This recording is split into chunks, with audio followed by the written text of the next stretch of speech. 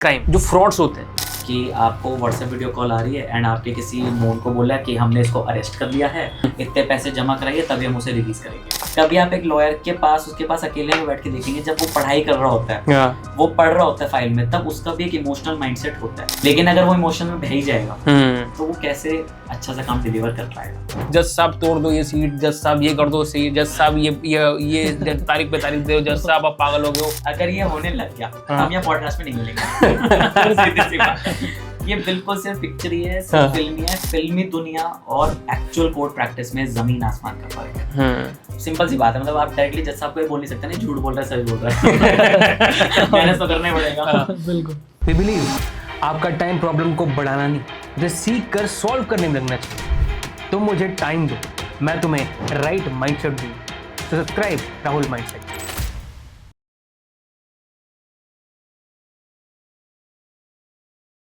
Hello sir, all good? Yes, everything is good. Yes sir. Hello sir. Hello sir. Great sir, सब बढ़िया चल रहा है?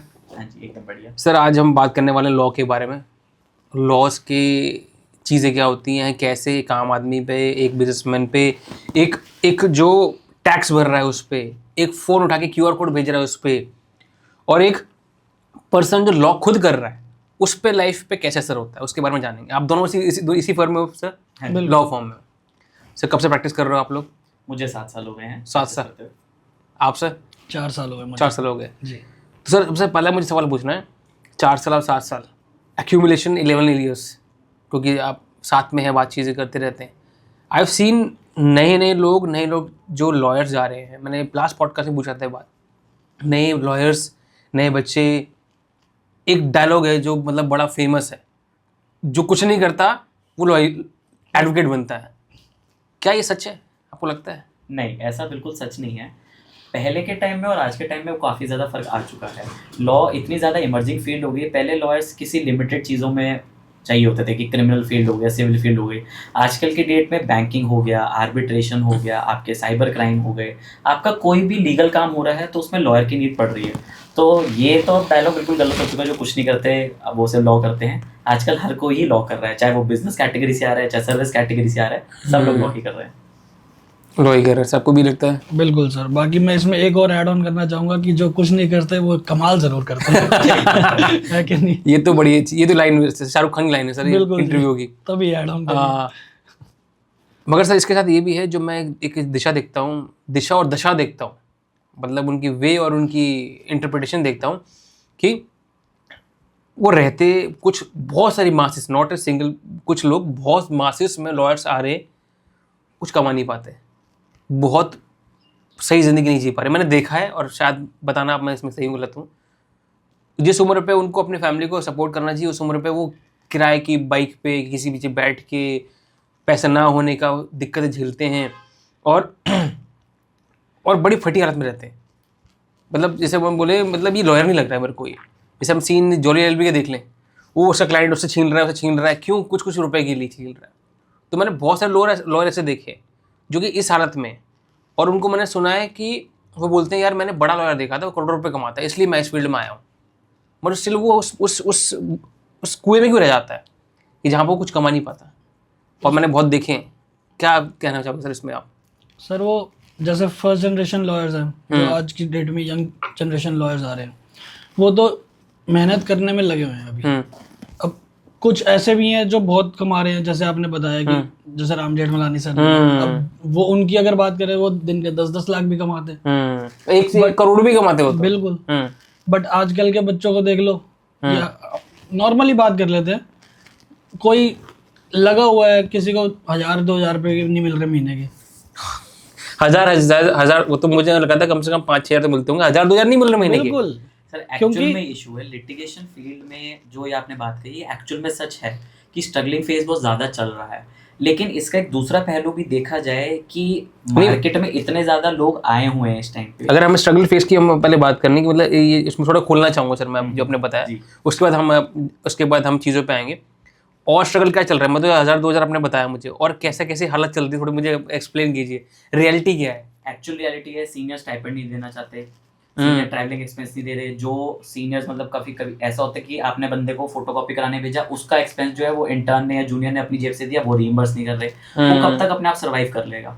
Survival बहुत ज़्यादा डिफिकल्ट है, हद से ज़्यादा डिफिकल्ट है, स्पेशली लिटिगेशन फील्ड में। अगर आप बाकी किसी कंपनी लॉ की बात करें तो वहाँ पे इतनी डिफिकल्ट सिचुएशन नहीं है, बिकॉज वो डेस्कटॉप जॉब पे आ रहे हैं या एक डेस्क जॉब पे आ रहे हैं, तो वहाँ पे उन्हें फिक्स सैलरी बिल्कुल प्रोवाइड की जा रही है। मगर मुझे बहुत जनता उसमें दिखी है, ये आपके लिटिगेशन फील्ड में दिखी है, जो कि इस तरीके से जीवन व्यतीत कर रही है, तो ये रियलिटी है। रियलिटी बिल्कुल है। बिल्कुल। लेकिन इसमें एक चीज़ मैं आपको बताना चाहूँगा कि आधी ज़्यादा चीज़ ना कैपेबिलिटी पे भी डिपेंड करती है।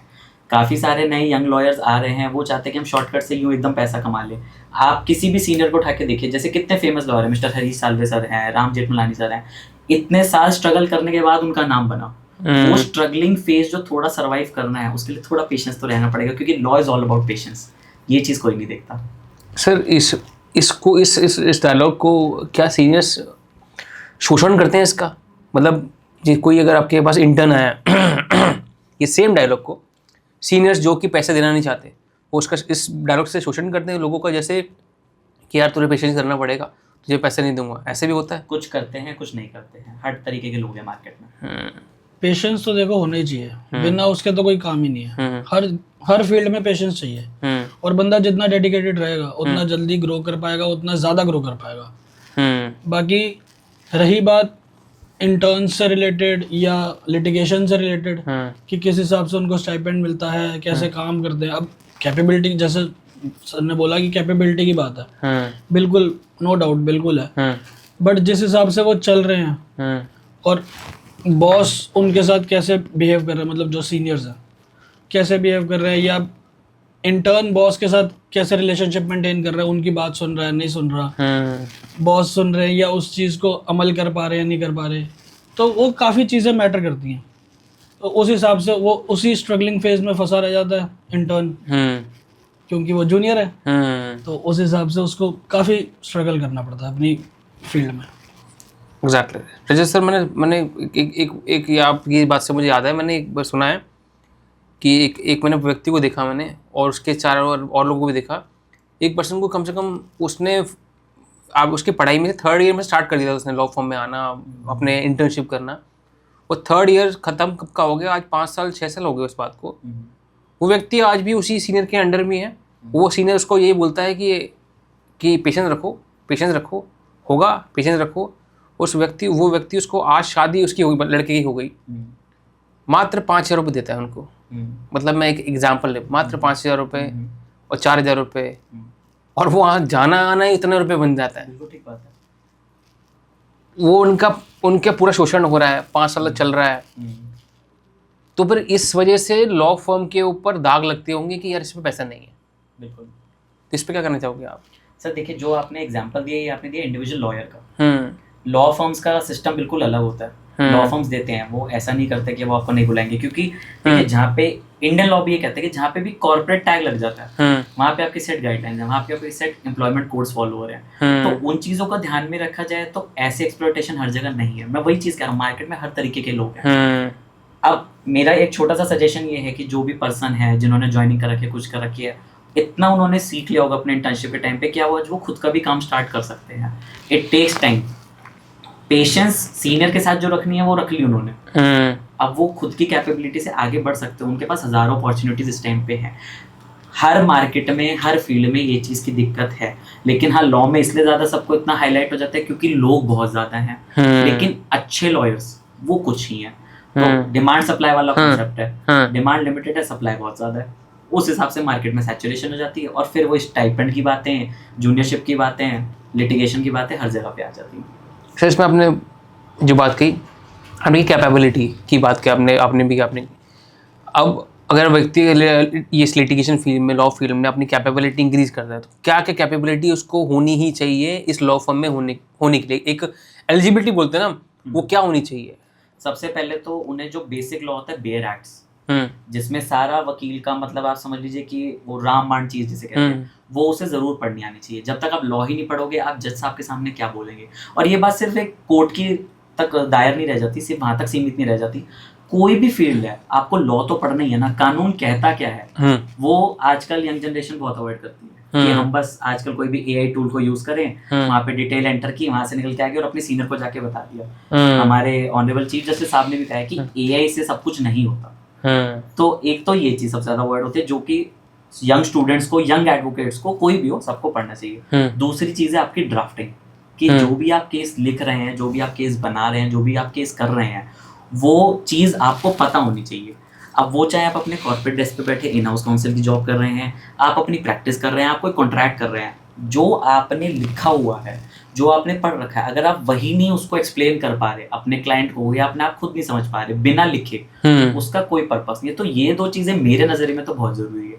बाकी रिसर्च स्किल्स होती रहती है, कोई जजमेंट ढूंढनी है, जजमेंट रीडिंग हो गई, सब सीनियर लॉयर सब लोग ये कहते हैं कि वो पढ़ना चाहिए, तो वो एक फर्दर एस्पेक्ट है। बट मेरी नज़र में ड्राफ्टिंग और एक बेयर एक्ट पढ़ना, ये सबसे ज़्यादा इंपॉर्टेंट एस्पेक्ट है। यही बेसिक चीज़ है, क्योंकि लॉ ऐसी फील्ड है, इसमें तो डेली पढ़ना ही पढ़ना है। आपने जो वर्ड कहा, इसमें डेली पढ़ना ही पढ़ना है। बिल्कुल। क्या आपको लगता है अब जो जितने मासेस अपने पास आ रहे हैं वो डेली पढ़ते हैं? आपको लगता है, आपके हिसाब से, आपके रिसर्च के एक्सपीरियंस हिसाब से, कि लोग पढ़ रहे हैं? अगर ये होता तो हम ये बात कह ही नहीं सकते कि लोगों को पढ़ना चाहिए। बिल्कुल। लोग नहीं पढ़ रहे हैं। इसका आंसर ही मिल गया। हाँ, वो नहीं पढ़ रहे हैं। पढ़ना मेन चीज वही है। कोई भी लॉयर ये नहीं कह सकता कि मैंने सब कुछ सीख लिया। कभी भी अमेंडमेंट आ जाएगी, कभी भी नई चीजें आ जाएंगी। जैसे कि अभी आपने देखा होगा कि हमारा आईपीसी उठा के बदल दिया गया और हमारा एविडेंस एक्ट बदल दिया गया, सीआरपीसी बदल दी गई, जो इतने सालों से चलता आ रहा था वो पूरा अमेंड हो गया। तो जो सीनियर लॉयर्स भी थे उन्होंने भी तो वो चीज पढ़ी होगी ऑब्वियसली, तो उन्होंने पूरे लाइफ टाइम ये तो नहीं कहा ना कि हाँ हमने ऐसे पढ़ लिया। डेली पढ़ना है इस फील्ड में। जो आजकल जो जूनियर्स काफी गलती कर रहे हैं, या कोई भी नया यंग एडवोकेट जो बन के आ रहा है, जो मैंने दोबारा रिपीट ये करूंगा कि एआई के थ्रू उस पर बिलीव कर रहा है, चैट जीपीटी से कर, क्या आपको पता है एआई से ही बोल रहा है? आपने एआई पे भरोसा किया, आप अपनी नॉलेज पे भी तो भरोसा कर सकते हैं। एआई भी तो किसी भी भरोसा करके उसने रेफरेंस निकाल के दिया है। बिल्कुल। जिसके अंदर एआई ने जो कोडिंग की होगी सिस्टम में, उसने भी कहीं से पढ़ा ही होगा ना। एआई हर चीज तो बता नहीं सकता ना। तो ये नॉलेजेबल फैक्टर बहुत ज्यादा जरूरी है आज की डेट में। तो मतलब अगर हम वो कहीं जो कंप्लेंट्स एंड चीज़ें आ रही कि इसमें पैसा नहीं है, ये नहीं है, तो ये कैपेबिलिटी का इशू यहाँ पर आ गया। अगर वो पढ़ ही नहीं रहे तो क्या कैपेबिलिटी इंक्रीज़ नहीं होगी? इंक्रीज़ नहीं होगी तो आपको काम नहीं मिलेगा। काम नहीं मिलेगा तो फिर आप फटी हालत में होंगी, आपकी चीज़ें ख़राब होंगी, देन दे कंप्लेन कि पैसा नहीं है। ये ऐसा ही है लूप। ये भी है। ये एस्पेक्ट बिल्कुल एग्रीएबल है कि हाँ बहुत ज़्यादा एक्सप्लॉयटेशन भी चलती है, बहुत दिक्कत भी होती है कि काफ़ी लोग जो आउट ऑफ टाउन की स्टेट से आते हैं उन्हें कुछ ना कुछ एक मंथली सर्वाइवल के लिए चाहिए होता है। एक मिनिमम चीज़ कुछ ना कुछ फिक्स होनी चाहिए बार काउंसिल के साइड से। ये भी हमारी रिकमेंडेशन है, जो कि आजकल काफ़ी ज़्यादा चल रहा है। स्टेट ऑफ केरला ने तो मिनिमम स्टाइपेंड अभी फिक्स कर दिया। हम चाहते थे कि इस स्टेट में भी या इंडिया के बाकी स्टेट में भी ये फिक्स हो। दिल्ली में नहीं है? नहीं, दिल्ली में भी चीज़ फिक्स नहीं है। तो अब दिल्ली जैसी मेट्रो सिटी में चीज़ फिक्स ना होना बहुत ज़्यादा इशू क्रिएट करता है ये। क्योंकि आप इतना आ रहे हैं, जा रहे हैं, खा रहे पी रहे हैं, उसी में तो आपका सारा पैसा निकलता है। कब तक एक बच्चा या स्टूडेंट है या जूनियर एडवोकेट है वो घर से पैसे मांगेगा? बिल्कुल। वो खुद को स्टैंड ही तो करने आए यहाँ पे। वो चीज़ यहाँ पे फिक्स होनी चाहिए, वो हम भी कहते हैं। लेकिन इवेंचुअली जब वो चीज़ फिक्स हो जाती है, उसके आगे बढ़ाना कैसे है, कमाना कैसे है, वो सब आप पे डिपेंड करता है। It's your mindset. Exactly. How you आप जो डेली पढ़ना, डेली लिखना, वो ज़रूरी है। आपने कैपेबिलिटी इंप्रूव कर ली तो आप पे लोग बोलते हैं, आप पे लोग दाव रखेंगे, आप पे लोग भरोसा करेंगे जब आपकी कैपेबिलिटी इंप्रूव है।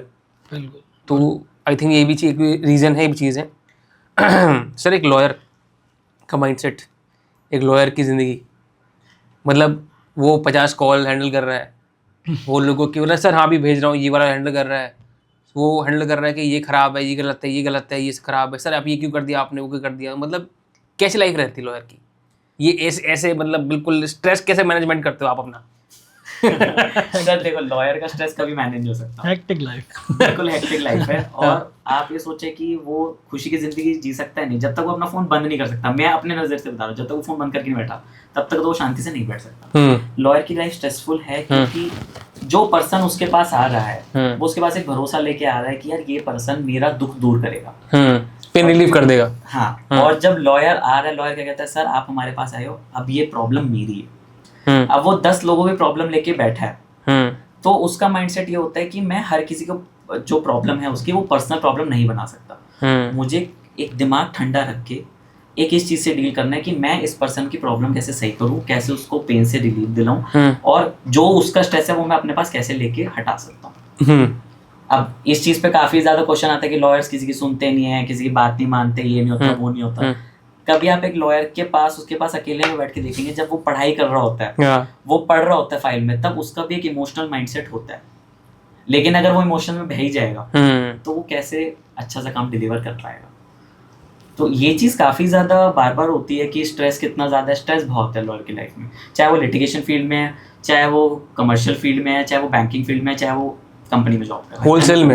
होलसेल में स्ट्रेस आपके पास? बिल्कुल स्ट्रेस है, क्योंकि थक के भागो बिल्कुल। बिल्कुल, क्योंकि 10 क्लाइंट है समझो, हियरिंग लगी हुई है, कहीं पे आना है जाना है, कहीं पर भी है, तो वो रात को बैठ के प्रिपेयर कर रहा है, रात के 3 बजे तक 4 बजे तक, सुबह 6 बजे उठ रहा है, 8 बजे तक कोर्ट पहुंच रहा है, 9 बजे सब कुछ फाइनल प्रिपेयर करके 10 बजे कोर्ट की हियरिंग में जा रहा है। अगर 10 बजे से लेके उसका जो भी टाइमिंग स्टार्ट हो रहा है, चाहे वो 10 हो रहा है, 10:30 हो रहा है, 11 हो रहा है, अब कितनी बार ऐसा होता है कि कभी जज लीव पर हैं, कभी क्लाइंट नहीं आ रहे, कभी आर्गुमेंट का टाइम नहीं मिला, 3 बजे बढ़ाएगी कि कल मुझे बेस्ट दिन अपने बात करनी है और अगले दिन जज ही नहीं है। बिल्कुल ऐसा भी होता है? बिल्कुल होता है। इसी टाइम पे तो मैनेजमेंट स्किल्स काम आते हैं। तो सर यही सीखना है हमें इस माइंडसेट चैनल पे, और माइंडसेट जो लोग सीखना चाहते हैं कि आप इस इतने प्रेशर में जो चीज़ें झेल रहे हैं, लोग तो एक ही जॉब को और एक ही चीज़ को नहीं झेल पाते, एक ही बॉस को झेल नहीं पाते, वे मल्टीपल बॉसेस। बिकॉज एक क्लाइंट हमारे लिए बॉस हो गया, वो हमारे लिए चीज़ें बताएगा कि ये करना है, ऐसे करना है, मेंटेन करना है, तो वे मल्टीपल बॉसेस। तो उस बीच में से आप स्ट्रेस को मैनेज कर रहे हो, तो क्या क्या सर सुविधाएं, क्या क्या चीज़ें आप करते हो? अपने आप को मेडिटेशन करते हो, ध्यान लगाते हो, या किसी से बात करते हो, क्या करते हो सर ऐसा? सर मैं तो, या छोड़ देते हो बस? छोड़ना तो बिल्कुल नहीं सर। छोड़ने पे सबके दिमाग में उल्टे थॉट्स आते हैं कि हाँ। हमें, जो आजकल बहुत यंग जनरेशन में कहते हैं कि सुसाइड कमिट कर लिया, या कुछ गलत एक्टिविटी परफॉर्म कर लिया, कुछ भी कर लिया, वो चीज़ नहीं करनी है। सबसे बड़ी बात जो एक बहुत मैंने मेजर इशू लोगों में देखा है कि बात क्यों नहीं करते आप? आपको दुख है, बात तो कर सकते हैं ना। आपको जो भी प्रॉब्लम है, एटलीस्ट एक बार बोल के सामने वाला चाहे प्रॉब्लम का सोल्यूशन ना बता पाए, एटलीस्ट बोल के आप अपना मन हल्का कीजिए, जो कि बहुत सारे लॉयर्स नहीं करते। पैसे कम ज़्यादा प्रॉब्लम्स हर जगह पे हैं, लेकिन एटलीस्ट बोल के बात करके आप अपना स्ट्रेस रिलीज कर सकते हैं। दूसरी बात जो मेरा मानना है कि जो भी आपको एक्टिविटी अच्छी लगती है, आपको खाली बैठना अच्छा लग रहा है, आपको बाहर गार्डन में घूमना अच्छा लग रहा है, आपको गाड़ी चलानी अच्छी लग रही है, आपको गाना सुनना अच्छा लग रहा है, जो भी आपको अच्छा लगता है एज अ लॉयर, वो आपको दिन में एक ना एक बार तो करना चाहिए, चाहे वो 5 मिनट के लिए करिए, चाहे 10 मिनट के लिए करिए, चाहे आधा घंटा, जो भी आपको अच्छा लगता है। ये चीज़ नहीं करने पर आपका स्ट्रेस बढ़ता जाएगा। आपको आज समझ में नहीं आएगा, एक हफ्ते बाद आप कहोगे यार 1 हफ्ता निकल गया, मैंने ये चीज़ तो की नहीं। वो आप सेल्फ रियलाइजेशन में चले जाते हो। और ये मैं मानता हूँ कि ये स्टेज मेरे साथ नहीं, इनके साथ नहीं, दुनिया के हर लॉयर के साथ है, चाहे वो इंडिया में बैठा, चाहे वो इंडिया से बाहर बैठा, बड़े से बड़े, छोटे छोटा, सबके साथ। बिल्कुल, क्योंकि आप अपने आप को स्ट्रेस रिलीज करने का टाइम ही नहीं दे पा रहे हो। एक ह्यूमन बॉडी कितना झेल लेगी? थोड़ा तो उसे टाइम चाहिए। तो लॉयर्स को स्ट्रेस रिलीज करने के लिए एक ऐसी एक्टिविटी करनी चाहिए जो उन्हें पसंद है।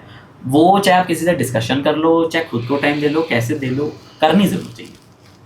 चाहे किसी तरीके कुछ खेलने चले जाओ, या कुछ भी, मतलब जैसे सिंगिंग कर लो, जैसे आपको रुझान सिंगिंग में जी, या किसी से डिस्कशन कर लो, घर पे शेयर कर लो, किसी क्लोज वन से, किसी से भी। सर अब मैं इसको और डीप लेके आता हूँ, मुझे लॉयर की ज़िंदगी जाननी थी, जो माइंडसेट जानना था, और लॉयर क्या काम, फिर हम बात हो पाएंगे कि क्या काम पे हेल्प कर सकते हैं, क्या क्या चीज़ें, अवेयरनेस की बात है। यहाँ तक लॉयर इसी सब कुछ झेलता है, लॉयर छोटे से बड़ा, आपने बताया कि सब कुछ परेशानी झेलता है, प्रॉब्लम झेलता है। आपको उसको ठीक करना है तो अकेले बैठो, इंटरेस्ट की चीज़ करो, बेटर चीज़ करो, जिससे आपका माइंड ठीक होगा। बिल्कुल। अब इन सब बीच में लॉयर की पर्सनल लाइफ कैसी होती है? वो लॉयर की पर्सनल लाइफ, घर में गया है, बीवी अलग बात कर रही है, घर वाले अलग बात कर रहे हैं, वहाँ पर लड़ाई चलती है, वो कैसे हैंडल करते हैं? लड़ाई तो हर घर में, किस घर में नहीं है ये बताओ। तो कुछ डिफरेंट होती है आपकी लाइफ, मतलब लॉयर्स की, मतलब डिफरेंट घर में? बात फिर वही घूम के सारी पेशेंस पे आती है, क्योंकि हमें पर्सनल लाइफ अलग रखनी है, बिजनेस लाइफ अलग रखनी है।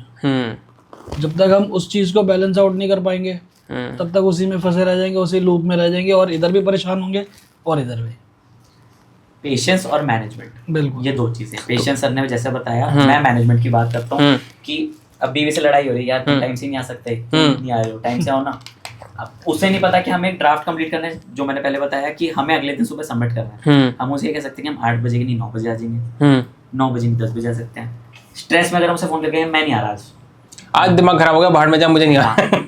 ऐसा नहीं कि कभी नहीं होगा, होगा, कभी होगा, बट इवेंचुअली समझ में आ जाएगा कि मेरी वाइफ का टाइम शेड्यूल क्या है, उन्हें कब मुझे टाइम देना है, मेरे घर वालों का टाइम शेड्यूल है, मेरा टाइम शेड्यूल क्या है। सब मैनेजमेंट की बात है। ऐसा नहीं मैनेजमेंट डेली होगी, कभी कभी आउट ऑफ द बॉक्स जाके आपको टाइम नहीं भी मिलेगा, पर ये इवेंचुअली एक सेट पॉइंट टाइम पे आके वो आपके खुद के ऊपर है कि यार हमें ये चीज़ इतने ही टाइम तक करनी है। हालांकि बहुत ज़्यादा अभी मार्केट में सुनने में आता है कि वर्क लाइफ बैलेंस होना चाहिए। पर्सनल ओपिनियन, मैंने नहीं देखा कि लॉयर की लाइफ में वर्क लाइफ बैलेंस आ सकता है, क्योंकि एक दिन आप ऐसा होगा कि बिल्कुल खाली बैठे हो कि आज तो बस मैं लाइफ एंजॉय कर लूँ, और एक दिन ऐसा आएगा कि यार आज तो मतलब मेरे पास पानी पीने का भी टाइम नहीं है। सो वर्क लाइफ बैलेंस एक डिबेटेबल टॉपिक है जो कि मुझे लगता है ज़िंदगी भर चलता ही रहेगा, क्योंकि लॉयर के कोई फिक्स वर्किंग आवर्स नहीं है, स्पेशली अगर आप अपना खुद का काम कर रहे हैं।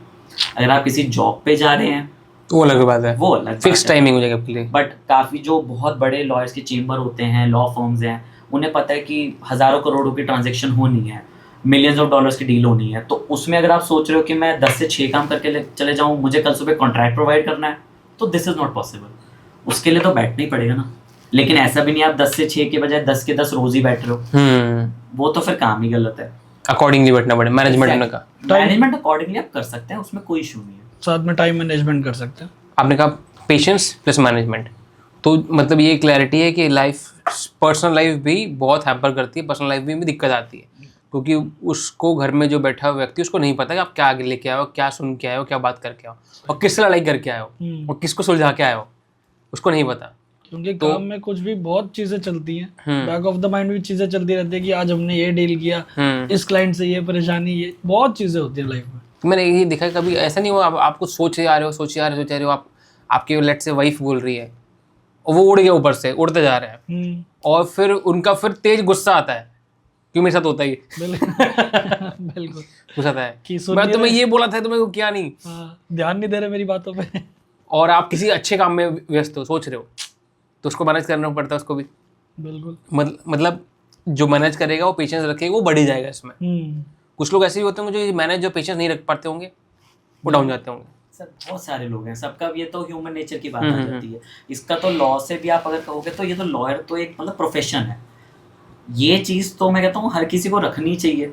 आप कब तक एक बार परेशान हो जाएंगे, कब तक ऐसा नहीं, स्ट्रेस फैक्टर कभी नहीं आएगा। मैं बार बार कहता हूँ स्ट्रेस फैक्टर आएगा, बिल्कुल आएगा, लेकिन अगर वो स्टीप, अगर आपका ग्राफ चढ़ रहा है तो वो नीचे भी तो आएगा। आपको भी तो एक बार ठंडे दिमाग से देखना कि आपके आसपास कौन लोग हैं जो आपको चाहते हैं, आपसे प्यार करते हैं हर वक्त, तो वो आपके स्ट्रेस में आपको ये बोलेंगे ना कि ऐसा क्या दिक्कत है कि हर वक्त ही स्ट्रेस में रह रहे हो। टेंशन लेने के लिए कोई वो नहीं, टेंशन तो आप बतेरी कितनी भी ले लो, उस चीज़ से हटने के लिए क्या करना है वो सबसे major task. That's why sir we are talking about enrol mindset की। इसलिए मैं एक ना जो लॉयर फर्म है जिसके अंदर ज़्यादा स्ट्रेस बोला जाता है, तो I want to give the example to the people कि हम कैसे इसको मैनेज कर रहे हैं। तो इसमें बात निकल के आई कि हमारे पेशेंस और मैनेजमेंट, अगर इसको कॉपी पेस्ट आप कहीं भी कर दोगे आप बेटर हो जाओगे। बिल्कुल, फॉर हैप्पी लाइफ। यस, चाहे आप लॉ कर रहे हो, चाहे सेल्स कर रहे हो, या दोस्तों से मिल रहे हो, या आप एस्ट्रोनॉट हो, कुछ भी हो, या प्रधानमंत्री हो, बिल्कुल, तो आपके पास मैनेजमेंट नहीं है, पेशेंस नहीं है, तो आप डूब जाओगे।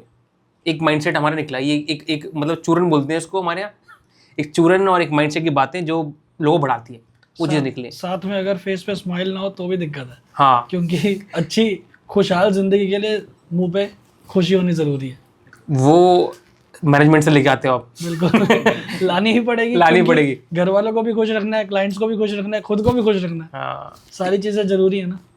अच्छी सिंपल सी बात है, मतलब आप डायरेक्टली जज साहब को ये बोल नहीं सकते ना झूठ बोल रहा है, सही बोल रहा है। मैनेज तो करना ही पड़ेगा। बिल्कुल सर बहुत क्वेश्चन आते हैं मेरे दिमाग में जज साहब के सामने, क्या रियलिटी में होता है कि जज साहब तोड़ दो ये सीट, जज साहब ये कर दो सीट, जज साहब ये तारीख पे तारीख दो, जज साहब आप पागल हो गए हो, ऐसे भी कोई होता है कुछ? सर अगर ये होने लग गया हम यहाँ पॉडकास्ट में नहीं मिलेंगे। सीधी सी बात, ये बिल्कुल सिर्फ पिक्चर ही है, सिर्फ फिल्म ही है। फिल्मी दुनिया और एक्चुअल कोर्ट प्रैक्टिस में जमीन आसमान का फर्क है।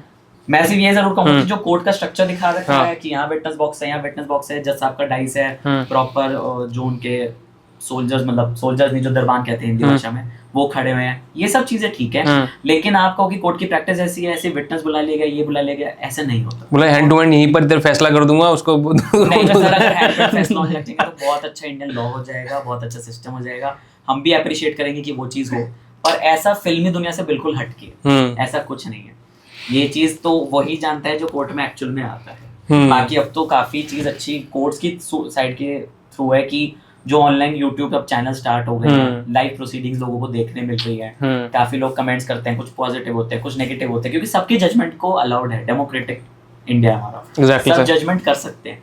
बट सिस्टम बार बार वही रिपीट करूंगा कि फिल्मी दुनिया और एक्चुअल दुनिया से बहुत अलग ऐसा कुछ नहीं है। नहीं, बट कि- काफी टाइम लगेगा इन सब चीजों में, जैसे आप कह रहे हो, बदलने क्योंकि में लाखों में केसेस है, लाखों नंबर्स में केसेस हैं और जजेस कितने कम, कहाँ से चीजें मैनेज होंगी। ये भी एक डिबेटेबल टॉपिक है जो आई थिंक 2-3 दिन ले लेगा, ज़्यादा ले लेगा टॉपिक। बिल्कुल। सर इसको इसे एक लूप लेके अलग लेवल पे आते हैं, मतलब ये समझ गए कि ऐसा नहीं होता कि जज साहब तोड़ दे सीट, वो सीट, या एक लॉयर दूसरे लॉयर को कह रहा है तेरे बंदे का मैं अभी एक भी फैसला कर दूंगा।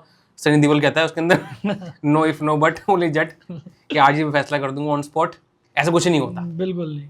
सब लॉयर टाइमिंग चलता है, सारी तारीख पे चलता है और मेंटेन होता रहता है। अब सर आपने बोला कि आजकल यूट्यूब्स आ गए, आजकल जो हम भी इस पे जानकारी दे रहे हैं, माइंडसेट दे रहे हैं कैसे आप बेटर बन सकते हो, किसी भी फर्म में काम करो, कुछ भी प्रोफेशन आपका बेटर कैसे बन सकते हो। जी।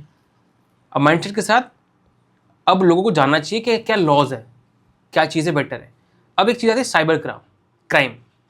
अब हम डिजिटल आ गए, अभी हर चीज़ डिजिटल है, हर चीज़ जानकारी डिजिटल है, फ़ोन पे, ये पे, वो पे, सब कुछ चल रहा है।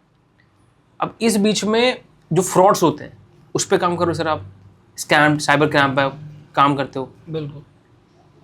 उसमें सबसे बड़ा आपको क्या लगता है ये बड़ा स्कैम है और जो बहुत चल रहा है इंडिया में, क्या लगता है आपको?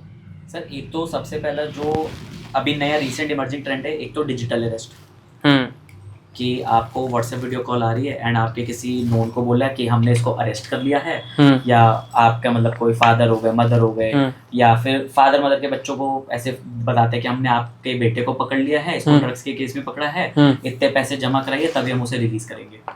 अच्छा। तो बेसिकली क्या करते हैं, आपको एक वीडियो कॉल रिसीव होती है, वीडियो कॉल पे कोई एक पर्सन होगा, वो इंस्पेक्टर बना बैठा होगा या कस्टम ऑफिसर होगा या इनकम टैक्स होगा या कोई जज होगा, वो कहेंगे कि आप इसके फादर बोल रहे हैं, समझिए बेटे का नाम ABCD है, तो वो कहेंगे आप ABCD के फादर बोल रहे हैं, मैंने ABCD को अरेस्ट किया है, इसका एक Amazon से पार्सल आया था, वहां पे इसके पार्सल में ड्रग्स मिली हैं, अच्छा, तो उसके चक्कर में इसको अरेस्ट कर रहे हैं। एंड अब कोई भी फादर एकदम घबरा जाएगा अपने बच्चे के लिए, तो फिर उसके बाद कहते हैं कि अच्छा अगर आपको बेटे को छुड़वाना है, कुछ भी करना है, तो आपको बेल भरनी पड़ेगी, आपके इतने पैसे जमा होंगे, वो कुछ भी एक्स अमाउंट कोट कर देते हैं, 10,000, 20,000, 50,000, लाख रुपए, कुछ भी कोट करते हैं, एक नंबर प्रोवाइड करते हैं, वहां पे आप पैसे देते हैं, फिर कहते हैं ठीक है, वो वहीं पे कॉल कट हो जाती है, पता लगता है आप अपने बेटे को फोन करें, बेटा तो ठीक है, हाँ मैं तो यहाँ पे आया हुआ था, उसके साथ एक्चुअल ऐसा कुछ हुआ ही नहीं।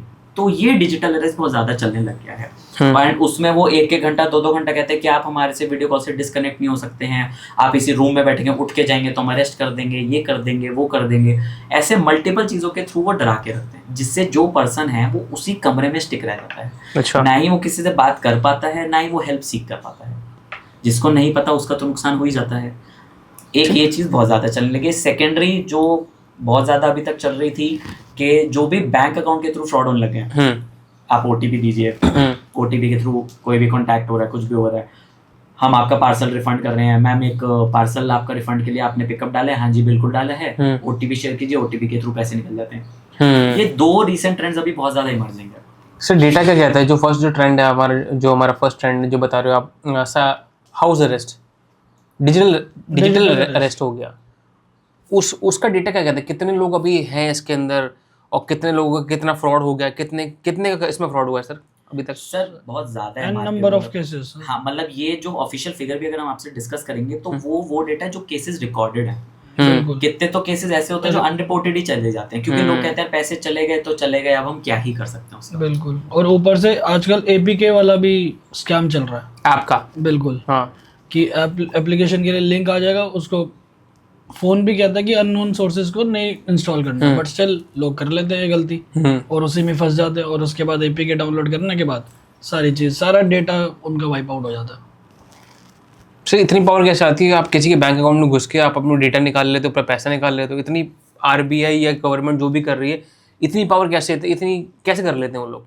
सर जो उनका सिस्टम बना है ना इस टाइम पे, उन्होंने कंप्लीट एक इकोसिस्टम बना रखा है।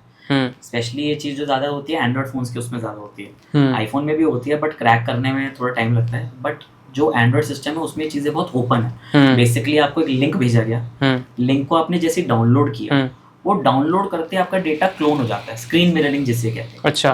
तो वो आपकी स्क्रीन प्रॉपर विजिबल कर सकता है, क्योंकि ये टेक्नोलॉजी नॉर्मल टेक्नोलॉजी है जो कि गूगल रिलीज करता है या कोई भी जो सॉफ्टवेयर जाइंट है वो रिलीज कर रहा है। तो उन्हें बस उसका कोडिंग पता करनी होती है। कोई भी जो डिजिटल हैकर है उन्हें सिर्फ कोडिंग के थ्रू कोडिंग ब्रेक करके आपके वो कहीं पे भी डेटा में एंटर कर सकते हैं। आज की डेट में सर सारा गेम डेटा का ही है। किसी का पर्सनल फोन नंबर हो गया, किसी का पर्सनल एड्रेस हो गया, आधार कार्ड, पैन कार्ड, हम यहाँ बात कर रहे हैं, हमें नहीं पता होगा हमारा कहाँ पे लीक्ड है। पॉइंट ये है कि by god's grace we are not now victim of those crimes, लेकिन कहीं ना कहीं डेटा लीक सबका ही है। Exactly. So how to defend from these kind of things, कैसे इन चीज़ों से बचें हम? कुछ क्या चीज़ें आपको लगते हैं इन चीज़ों से हम बचें? क्या मेजर्स हमें रखने चाहिए, प्रिवेंटिव मेजर्स? एक तो सर सबसे पहले जो भी लिंक्स आ रहे हैं, अननोन लिंक को क्लिक मत कीजिए। गवर्नमेंट हमारी इतनी ज़्यादा डिक्लेयर कर रही है कि किसी भी अननोन लिंक को, अननोन कॉल को, कहीं कोई बाहर से फ़ोन आ रहा है इंटरनेशनल कॉल, उन्हें पिक नहीं कीजिए अनटिल अनलेस आप श्योर हो कि कॉल कहाँ से आ सकता है। एक सबसे पहली बात। दूसरी, अननोन OTPs किसी को शेयर करने की नीड नहीं है। आपको कोई रैंडमली कॉल करके कह रहा है कि बेटा आपके पापा ने नंबर दिया था, आप OTP बता दीजिए। आप एक बार अपने फादर से कंफर्म भी तो कर सकते हैं कि ऐसा कोई OTP आया है, क्योंकि रीजन बीइंग ये साइबर क्राइम स्टॉप होने में टाइम लगेगा। तब तक के लिए प्रिवेंटिव मेजर्स ही लिए जा सकते हैं। ऐसा नहीं है इमीडिएटली एक दिन में गवर्नमेंट कर देगी या कुछ कर देगी। गवर्नमेंट भी डेली की डेली टीवीज में, न्यूज़पेपर्स में, अपने जो फॉर्मल चैनल्स हैं, गैजेट के थ्रू ये सब चीज़ें निकाल रही है कहीं ना कहीं। तो आप इस चीज़ को एड्रेस करके थोड़ा सा सेल्फ अवेयर खुद भी हो सकते हैं। इसमें मैं गवर्नमेंट को सपोर्ट नहीं कर रहा हूँ कि गवर्नमेंट कुछ नहीं कर रही, गवर्नमेंट कर रही है, but the procedure takes time. आप कब तक एकदम सोच सकते हैं कि 1 मिनट के अंदर सारा साइबर फ्रॉड खत्म हो जाए? ऐसा नहीं हो सकता। बाकी 2 फैक्टर ऑथेंटिकेशन आती है, वो भी अगर जैसे पर्सन सारे अप्लाई करें तो उससे काफ़ी बेनिफिट मिलेगा उनको। कि एक जगह पे आपको फिंगरप्रिंट लगाना है और एक जगह पे फिर आपको OTP चाहिए। 2 फैक्टर ऑथेंटिकेशन इसी का मतलब होता है। ओके, मतलब डबल लॉक लगा दिया आपने। जी। और इससे कि आपकी सिक्योरिटी बढ़ जाएगी, फॉर सिक्योरिटी रीजन। और ऑब्वियसली होता भी फोन्स में आजकल आ रहा है। और जो फोन्स में पहले एक QR कोड चला था कि QR कोड भेज रहे हैं, आप पे से पेमेंट डाल दीजिए, वो अभी है बूम में या वो भी खत्म हो चुका है? सर साइबर हैकर्स का ना ये ट्रेंड बदलता रहता है। अच्छा, वो डिफरेंट मेजर्स इस्तेमाल करते हैं। अब जैसे डिजिटल अरेस्ट एकदम हाइक पे चला गया, हाँ, तो अभी डिजिटल अरेस्ट को चेंज कर देंगे, क्योंकि जैसे RBI की बहुत सारी गाइडलाइंस आने लग गई।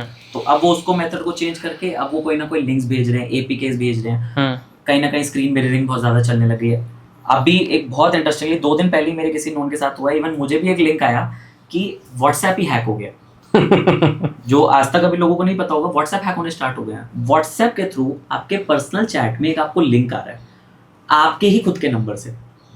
आपने देखा होगा कि WhatsApp में रिसेंटली मैसेज अपना आप खुद को टेक्स्ट कर सकते हो, आपका मोबाइल नंबर अपीयर होता है, आपके उसी नंबर से आपको ही एक लिंक आ रहा है, और वो कोई एक फेक APK ऐप है। अच्छा, ये बिल्कुल होने का 2 दिन पहले तो मेरी एक दोस्त के साथ हुआ है, उसका तो स्क्रीनशॉट्स वगैरह सब कुछ हैं। तो हमने वही फिर साइबर क्राइम में रिपोर्ट भी किया, तो इमीडिएटली स्टॉप भी हो गया वो। बट ये भी एक नई चीजें चलने लग गई है, जो अभी तक नहीं चला था कि WhatsApp हैक कैसे हो रहा है, अब WhatsApp पे भी आ गए हैं। रीजन सिंगल वन है कि पीछे जब काफी टाइम पहले स्टार्ट हुआ था, WhatsApp UPI आएगा, WhatsApp के थ्रू आप पेमेंट्स कर सकते हैं, तो WhatsApp टारगेट बन गया। जिस पे इंस्ट्रूमेंट जो ज़्यादा चल रहा है उस पे लोग आ रहे हैं जी।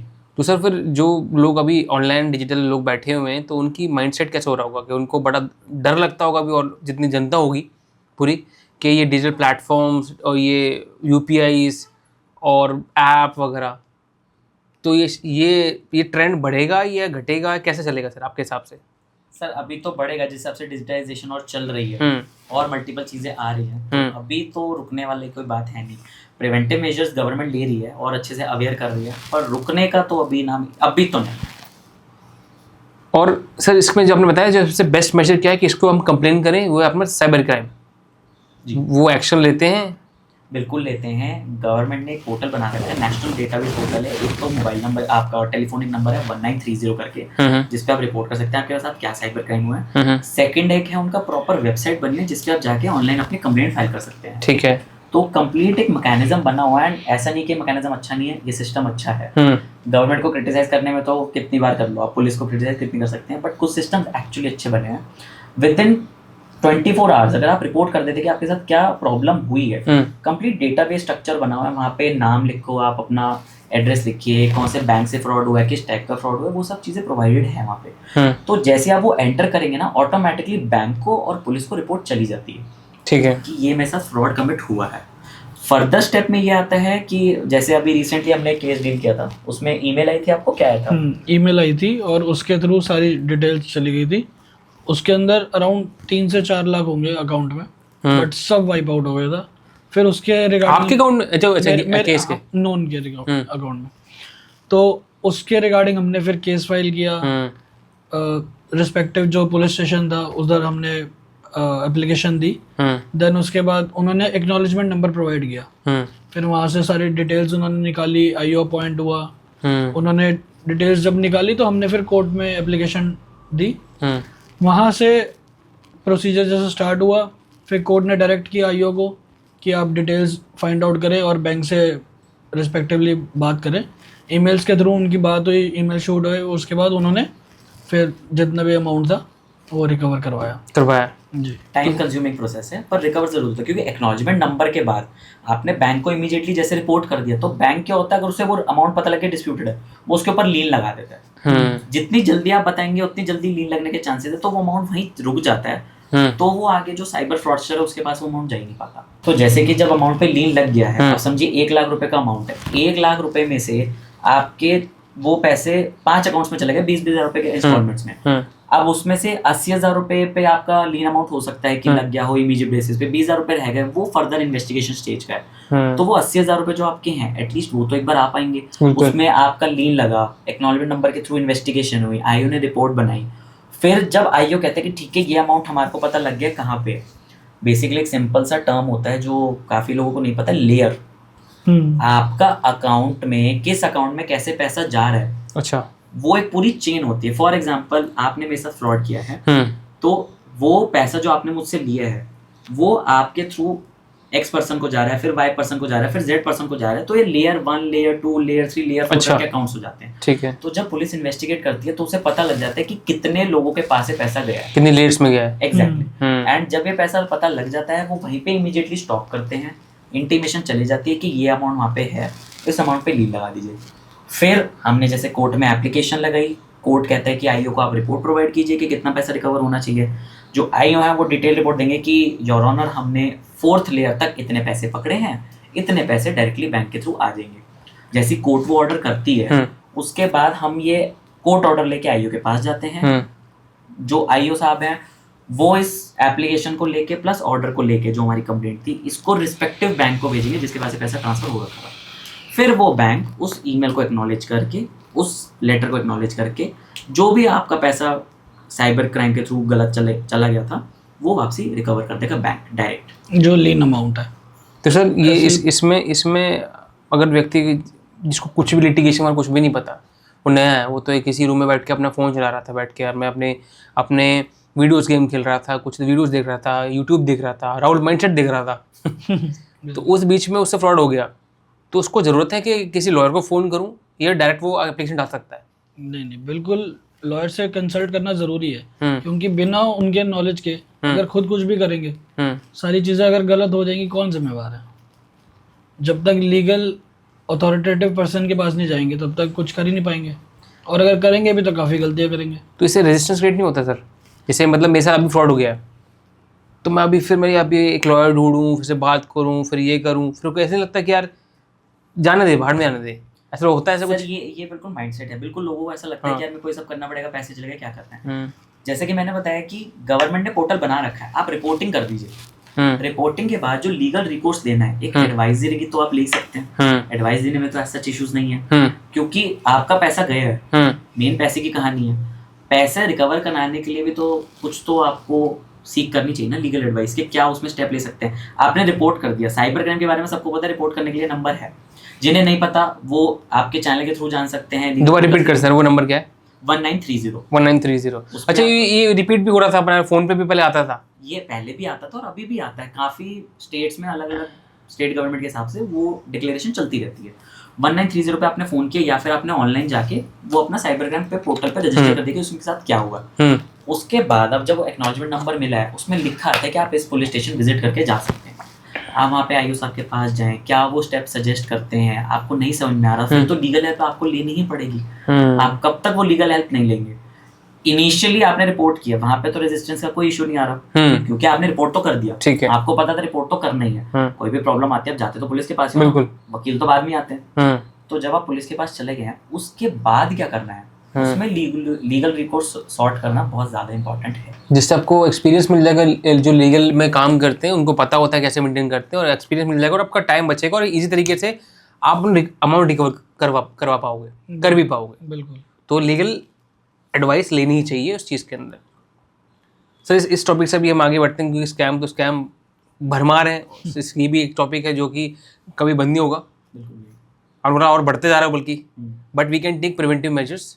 हम अपने जो नंबर हमने से पता है 1930 नंबर बताया आपने, और चीज़ें बताई हैं, जो लिंक पे क्लिक ना करना, अपने लिंक को क्लिक ना करें, फालतू ऐप को क्लिक ना करें, तो उस चीज़ को मेंटेन रखें।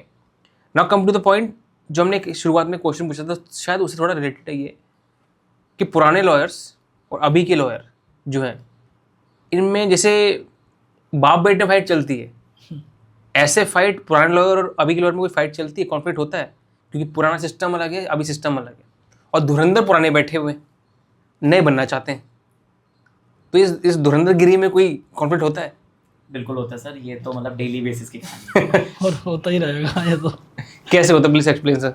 सर क्या होता है कि जैसे जो सीनियर्स हैं, मतलब मेरे से जितने रिस्पेक्टिव सीनियर हैं, उन्हें चाहिए फिजिकल फाइट, ठीक है, सामने, कि यार मुझे ना ये फिजिकल यहाँ से करना है, मेरे को किताब चाहिए, ये चाहिए, वो चाहिए, क्योंकि जब उन लोगों ने प्रैक्टिस स्टार्ट की, उनके पास वही मेथड था। अब जब धीरे धीरे टेक्नोलॉजी इवॉल्व हुई, मैं अपनी बात करूँ तो मैं भी बुक से पढ़ता हूँ, मैं डिजिटली पढ़ रहा था, गूगल था, सब कुछ था। मेरी प्रैक्टिस के बाद ये चैट जीपीटी या फिर कोई नया एआई है, जेमिनी है, जो भी रिस्पेक्टिव एआई है, वो चीज़ें आई हैं, वो इम्प्लीमेंट हुई। अब हमारे जो कन्वेंशनल लॉयर्स हैं, उनकी ये है कि हमें किताब चाहिए, हमारी होता है हमें किताब प्लस डिजिटल चाहिए। जो बिल्कुल यंग एडवोकेट्स हैं, उनको ये हमें सब कुछ डिजिटली करना, हमें किताब हाथ नहीं लगानी। अच्छा, वो सोचते हैं कि सब एआई पे बिलीव किया, सब कुछ ठीक हो जाएगा, फोन पे ही हो जाएगा। क्या हो जाएगा? सब फोन पे ही हो जाएगा। अच्छा, फोन पे हो जाएगा। तो ये चीज़ क्या है, इसके बीच में ना बहुत बड़ा गैप है, अंडरस्टैंडिंग का गैप है। इसमें जो सीनियर लॉयर्स हैं, उन्हें समझना चाहिए कि टेक्नोलॉजी की हेल्प से ये चीज़ें ज़्यादा टाइमली इफेक्टिवली हो सकती हैं, और जो एडवोकेट है, यंग एडवोकेट है, उसे ये चीज़ समझनी चाहिए कि जो आप पढ़ रहे हो वो कहाँ से ओरिजिनेट हुई है, उसको पढ़ने के लिए भी इम्पोर्टेंस उसको दिखानी चाहिए, कि जो जैसे कि जिस एआई टूल को वो यूज़ कर रहे हैं, वो एआई टूल क्या गवर्न कर रहा है। फॉर एग्जांपल हम आईपीसी की बात कर ले, जो बीएनएसएस की बात है, या जो भी नए हमारे एक्ट्स हैं, जो वो ओरिजिनेट हो रहा है वो कहाँ से हो रहा है, उस किताब को आप एक बार देख तो सकते हैं। फॉर एग्जांपल आपने कहा कि सेक्शन 1 या सेक्शन 2 जो भी डेफिनेशंस की बात करता है, वो डेफिनेशंस उसने निकाल के दे दी, आप एक बार अपनी बुक से मैच भी तो कर सकते हैं। कितनी देर लगेगी उसमें रेफरेंस? एग्जैक्टली। और जो आप डिजिटली पढ़ रहे हैं और जो बुक के थ्रू पढ़ रहे हैं, बुक के पढ़ने में जो ज़्यादा ग्रास्पिंग पावर रहती है, वो डिजिटली कभी नहीं रहती। ऐसा नहीं है कि वो हेल्प नहीं करेगी, लेकिन दोनों चीज़ों का अपना एक बैलेंस बना के चलना पड़ेगा। अब जो सीनियर लॉयर्स हैं, उन्होंने फॉर एग्जांपल ड्राफ्ट प्रोवाइड किया, मैं इन्हें प्रोवाइड कर रहा हूँ कि मुझे बताइए इस कहानी में क्या लिखा है। आपने उसको उठाया, उसकी पीडीएफ बनाई, उसको स्कैन किया, आपने उसको एआई टूल में डाल दिया कि इसका ब्रीफ बता दो। अब यहाँ पे जो स्टूडेंट है उसने चीज़ तो अच्छी की, उसने टाइम बचाया एक सीनियर का, लेकिन अब सीनियर इंसिस्ट कर रहे नहीं, तुम पढ़ो, तुम मुझे बताओ। अच्छा, तुम पूरा पढ़ के लाओ, तुम 6 घंटे लगाओ, क्या जरूरत है उसकी? वहाँ पे जो सीनियर काउंसिल है, उन्हें समझना चाहिए कि अगर जो जूनियर एक लेके आ रहा है, जो चीज़ प्रोवाइड कर रहा है, जो टूल वो यूज़ कर रहा है, उसकी उसने एप्लीकेशन कैसे लगाई है, उसको भी तो उसे ध्यान में रख सकते हैं। टाइम बचा रहा है वो टाइम बचा रहा है, वो टाइम मैनेजमेंट कर रहा है सीनियर की। कुछ सीनियर्स नहीं मानते, कुछ सीनियर्स तो बिल्कुल कंप्लीट प्रॉपर सिस्टम बना के बैठे कि हाँ हमें तो सब कुछ एआई के थ्रू चाहिए। सीनियर्स भी आजकल यूज़ करने लगे हैं, ऐसा नहीं कि नहीं करते, बट वो अभी टाइम शिफ्ट होने में, चेंज ओवर होने में ना दिक्कत हो रही है अभी, कि हम डिजिटली कैसे करें, क्योंकि हमने 20 साल वो प्रैक्टिस की नहीं, हमें आदत ही नहीं स्क्रीन की। अब जो जैसे फाइलिंग सिस्टम भी होता था, हाई कोर्ट हो गया, जैसे high court, Delhi high court काफी टाइम से कंप्लीट पेपरलेस है। अच्छा, कंप्लीट पेपरलेस है। जो फाइल सबमिट होती है वो डिजिटली जाती है, डिजिटली आप डील करते हैं, एक्सेप्ट सर्टेन फाइल्स कि इस टाइप की कैटेगरी की फाइल्स वो आप फिजिकली फाइल करेंगे। अब जजेस भी तो वो फिजिकली देख रहे हैं। जब जजेस उस चीज पे अडॉप्ट हो चुके हैं, तो सीनियर लॉयर, जूनियर लॉयर उस चीज को क्यों सोच रहे हैं? सोल्यूशन तो अडॉप्ट हो सकते हैं, डिजिटाइजेशन पे आप जा सकते हैं, डिजिटल टूल यूज कर सकते हैं। लेकिन अब ये स्टूडेंट्स की बात आ सकती है कि डिजिटल टूल जो आप यूज कर रहे हो वो सही बता रहा है नहीं बता रहा, वो आप कैसे वेरीफाई करेंगे? वो तो किताब से वेरीफाई करना है, वो आपको सीनियर ही गाइड कर सकते हैं। अगर वो सब सीख ही जाएंगे तो फिर वो डेफिनेटली ट्रेनिंग पे आएंगे ही नहीं, उनको नीड ही ज्ञान है। एग्जैक्टली। तो सर ये एक्सपीरियंस और टेक्नोलॉजी, इसका समागम, इसका मेल कैसे करेंगे? इसको आपका सोल्यूशन क्या है? आपको क्या लगता है कि इसमें सोल्यूशन क्या है? स्मार्ट वर्क से। क्योंकि जब तक स्मार्ट वर्क नहीं होगा, अगर हार्ड वर्क पे लगे रहेंगे तो एक ही चीज़ में फंसे रहेंगे। एजुकेशन इसलिए इम्पोर्टेंट है, और टेक्नोलॉजी तो आजकल आपको पता ही कितनी बढ़ रही है। तो जैसे टूल की बात करिए, एआई टूल की बात, उसकी हेल्प लो, बेयर एक्ट की हेल्प लो, सारी चीज़ कंबाइन करके शार्प माइंड के साथ हम आगे बढ़ सकते हैं। क्योंकि सर इस फील्ड में एक चीज़ ज़्यादा है कि लॉयर के पास जब भी कोई केस आ रहा है, कैसा भी टाइप का केस आ रहा है, अगर वो किसी इंजीनियर का आना है, वो किसी डॉक्टर का आ रहा है, वो किसी पेशेंट का आ रहा है, जिस टाइप का उसके पास केस आ रहा है, उसे उस बंदे के शूज में स्टेप इन करना पड़ेगा और समझना पड़ेगा कि वो क्या सफर कर रहा है। उसे इंजीनियर खुद भी बनना पड़ेगा, उसे डॉक्टर भी बनना पड़ेगा, उसे डॉक्टर की मेडिकल टर्म्स भी सीखनी पड़ेगी, उसे इंजीनियरिंग की कोडिंग भी समझनी पड़ेगी कि ये चीज़ पे यहाँ से कैसे आप अराइव हुए हो। आप टैक्स में जा रहे हो, आपको लॉयर भी बनना पड़ेगा, आपको सीए भी बनना पड़ेगा, कंप्लायंस में जा रहे हो सीएस भी बनना पड़ेगा। एज अ लॉयर आपको सब चीज़ें समझनी पड़ेंगी, सारे किरदार निभाने पड़ेंगे, बिल्कुल करना पड़ेगा। सारे किरदार निभाते उनको मेंटेन करना पड़ेगा, और इस एक्सपीरियंस और टेक्नोलॉजी को समागम करके मेंटेन करना पड़ेगा जिससे वो बेटर कर पाए। जी सर, इन 3 चीज़ें और बहुत सी चीज़ बातें की आज हमने। लॉयर के बारे में बात की हमने, एडवोकेसी के बारे में बातें की, लोग कैसे काम करते हैं, कैसे नहीं काम करते, कैपेबिलिटी की बातें की हमने, पेशेंस और मैनेजमेंट की बातें की हमने साइबर क्राइम की बातें की हमने, अब लास्ट में एक्सपीरियंस और टेक्नोलॉजी की बातें की।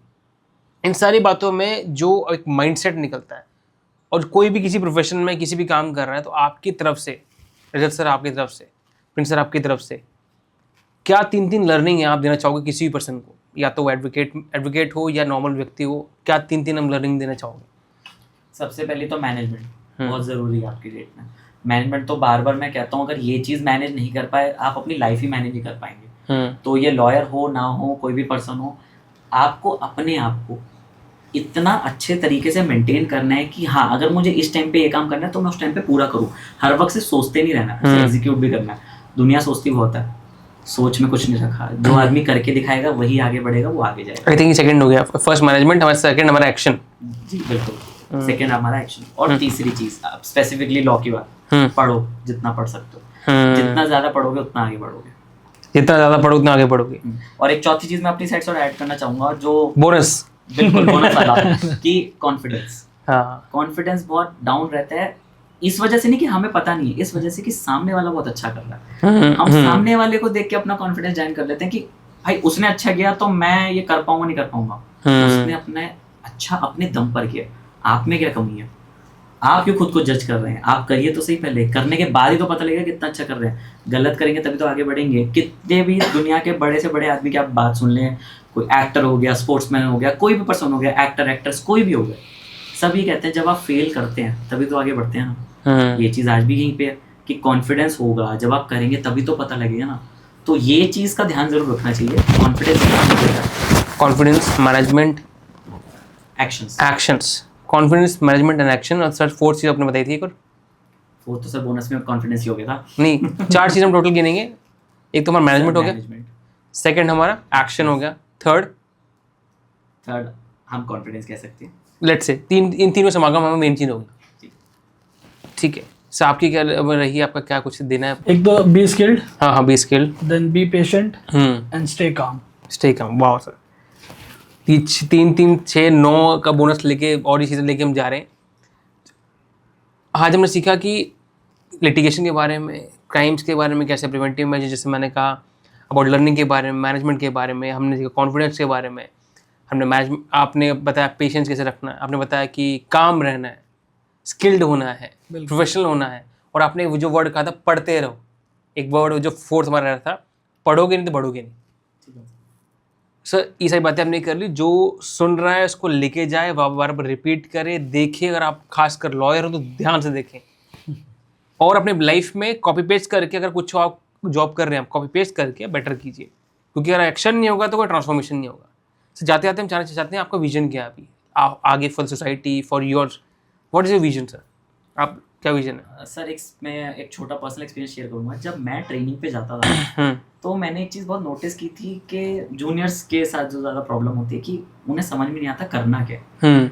तो मेरा विजन रहता है कि जो चीज़ मैंने सफ़र की जैसे कि जब मैं इनिशियली फाइल बना रहा था तो मैं कितनी बार ऐसे बैठ के कोर्ट के बाहर प्रेमाइस के बाहर बैठ के बनाता था, क्योंकि होता ना यार हर चीज़ हम सीनियर की यूज़ नहीं कर सकते, हमारे पास कुछ होना चाहिए। तो मैं पॉकेट में स्टेपलर डाल के, फेविकॉल डाल के, कुछ ना कुछ मतलब स्टेशनरी कैरी करके, फाइल यहाँ से खरीदी, पेपर यहाँ से लिए, कुछ लिया, ऐसे करके मैं फाइल्स बनाता था। ऐसा नहीं कि किसी सीनियर ने सपोर्ट किया, बट जब आपको जुनून होता है ना कि ये हमें करना है, तो फिर आपको हर चीज़ अपनी चाहिए होती है। तो मेरा ये विजन है कि जो चीज़ मैंने सफ़र की वो मैं किसी नेक्स्ट इंडिविजुअल को सफ़र करने ना दूँ। मुझे टीच करने में बहुत अच्छा लगता है, मुझे बात करना भी बहुत अच्छा लगता है, मैं कंप्लीट एक्सट्रोवर्ट टाइप का पर्सन हूँ कि भाई आओ पूछो। और जो दूसरी चीज़ के कॉन्फिडेंस बिल्डअप करना, कॉन्फिडेंस हर किसी का मैं चाहता हूँ कि बिल्डअप रहे, कि पर्सन कभी पीछे मुड़ के ना देखे कि यार मैं ये चीज़ नहीं कर पाया, क्योंकि एक बार वो जो रिग्रेट आप एक बार सफ़र करते हैं वो ज़िंदगी भर रहता है। तो वो रिग्रेट नहीं चाहता मैं कि आज की डेट में कोई सफ़र करे, तो जितना मैं पढ़ा सकूँ, जितना मैं बात कर सकूँ, जितना मैं क्लाइंट्स को अच्छे से रिलीफ दिला सकूँ, कि अगर वो कोई डिफ़िकल्टी में आया है तो मैं उसको कम्प्लीटली रिजॉल्व करके उसको वापसी भेज सकूँ, ये मेरा एक पर्टिकुलर विजन रहता है। Wow, what's your vision sir इसी फील्ड में बेटर करना चाहता हूँ और इस चीज़ को बढ़ाना चाहता हूँ, भाई के साथ अपनी लॉ फर्म और आगे ले जाना चाहता हूँ। Thank you so much sir. Sir मेरा विजन ये है, और ये जो लोग देख रहे हैं कि वो किसी भी प्लेटफॉर्म से, किसी भी प्रोफेशन से हैं, कुछ भी समझ रहे हैं, उनका माइंडसेट इंप्रूव हो, उनका कॉन्फिडेंस इंप्रूव हो, उनकी लर्निंग इंप्रूव हो, जिससे वो कहीं पर जाएं अपने माइंडसेट को इस्तेमाल करके वो बेटर कमा पाए, बेटर इफेक्टिवनेस दे पाए, और जिससे जो दुनिया को देना चाहिए वो दे पाएंगे। तो by the mindset they can give great value. That's my vision. I believe हम सब ने मिलकर अच्छी तरीके से बातचीत की और ये माइंडसेट निकाला। Thank you so much sir, thank you so much for the valuable content sir. Thank you so much. तो देख रहे हैं, देख के एक्शन करना, बार बार बोल रहा हूँ, पहले एक्शन कीजिए फिर ट्रांसफॉर्मेशन कीजिए। Thank you so much for watching. Subscribe करके ज़रूर जाना। Thank you.